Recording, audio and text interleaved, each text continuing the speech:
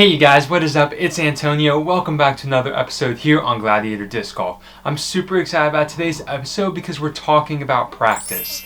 Now, if you're like me and you've been a big sports fan for years, if not a few decades, when you hear practice, maybe you immediately think of Allen Iverson's rant. This was maybe 15, almost maybe 20 years ago, where Allen Iverson went on the infamous practice rant, and it's just stuck with me ever since. I find it hilarious. I watch it every couple of years and I just crack up. For a lot of people, when they think about practice, they think about field work. They just think about going to an open field and just throwing and trying to figure some things out, and it's really not fun. It's boring. If that's the kind of practice you're doing, I totally understand why it is boring. But I promise you, after this video, you're going to have 4 new ways to practice that are going to change the game and make it way more fun for you.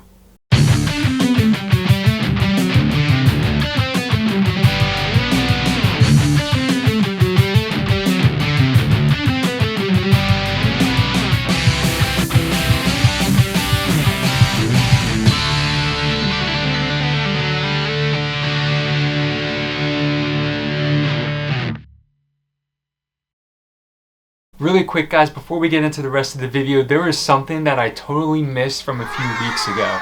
It is absolutely insane how far this channel has come. Over a year ago, OTB Discs sponsored me, and it's been absolutely wonderful to work with them for the last year. OTB, I want to thank you so much for your awesome sponsorship. It truly means the world to me that you took a chance on me. And also for those of you who are watching and for my fans, if you don't already know, when you go to OTB Discs and you're ready to check out, use my discount code GLADIATORDG for free shipping. I'm so excited to continue working with the guys over in Stockton at OTB Discs. They're absolutely amazing. Make sure you check out the website and use my discount code. And now, back to our regularly scheduled show.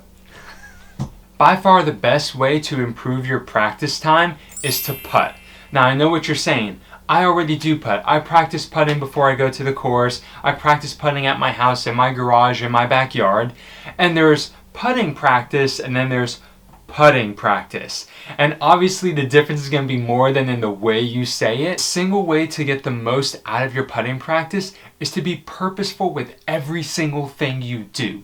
Each of us has a unique putting style, whether you're stagger, some variation of stagger, straddle, some variation of straddle, push, spin, spush putt, whatever it is, we all have little nuances in our putting. And this is by no means trying to say you need to change your putting style. But here's the thing. We don't always get to putt in our preferred style. If only everything within 60 feet of the basket was wide open and we could always putt the way we wanted, that would be a dream. But unfortunately, that's not the case. So even though someone like myself, who is a stagger putter and a little bit of a spush putt at that, I have to learn how to do straddle putting. I have to learn how to do a little bit more spin. I have to learn how to do a little bit more of a push putt, because there are times when it's required out on the course, whether it's a casual round or a tournament sanctioned round. Not only do I need to practice different types of putting, but I obviously need to practice different distances. It's great if you can make everything inside 15 feet no matter how you're putting. But you're not always going to basically be parked for those putts. So how do you feel about 20 feet, 25, 30, 35, 40 feet? How does that feel? Are you comfortable with it?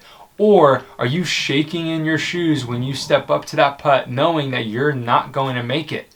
That's the worst way to putt. So you want to make sure that you take advantage of your time and work on those weaknesses. Hey guys, if you really like what you're hearing so far about some putting tips and can't wait to see what else is to come in this video, make sure you go ahead and hit that like button. It helps me a ton, and it definitely shows me that you guys want to see more videos like this. One of the things that I love to do is go to a place where there are a lot of trees around a basket and just work on so many different types of putts. Once you're done with your putting practice, it's time to head to the field.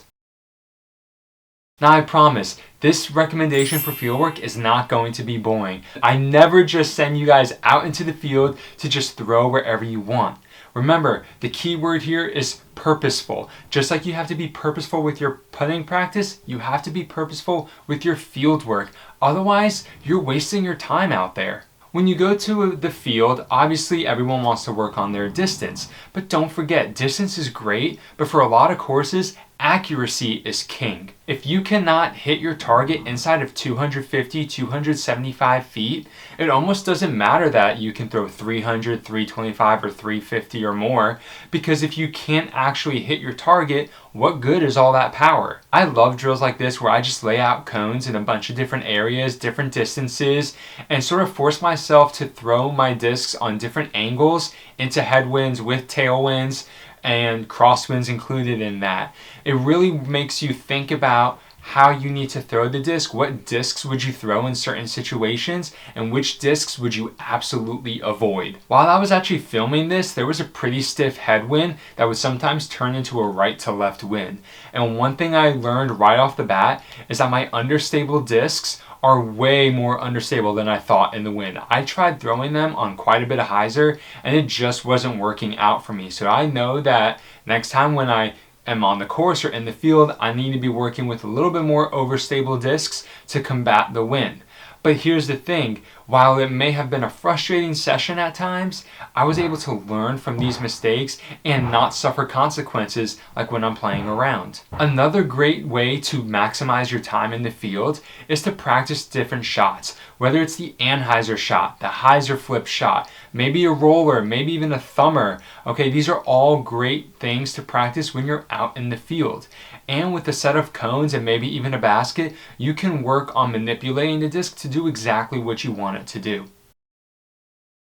And then the third way to practice is actually taking the skills from the putting green and from the field and putting them out on the course. Yes, you heard me correctly. Part of your practice is going and playing on a course. This is the most fun that all of us have when we practice. It's just going out and having a blast playing a course. But one way that you can take advantage of your time out on the course is not only to apply the shots that you've been practicing in the field and obviously to benefit from all that putting practice, but it's also to work on hitting gaps.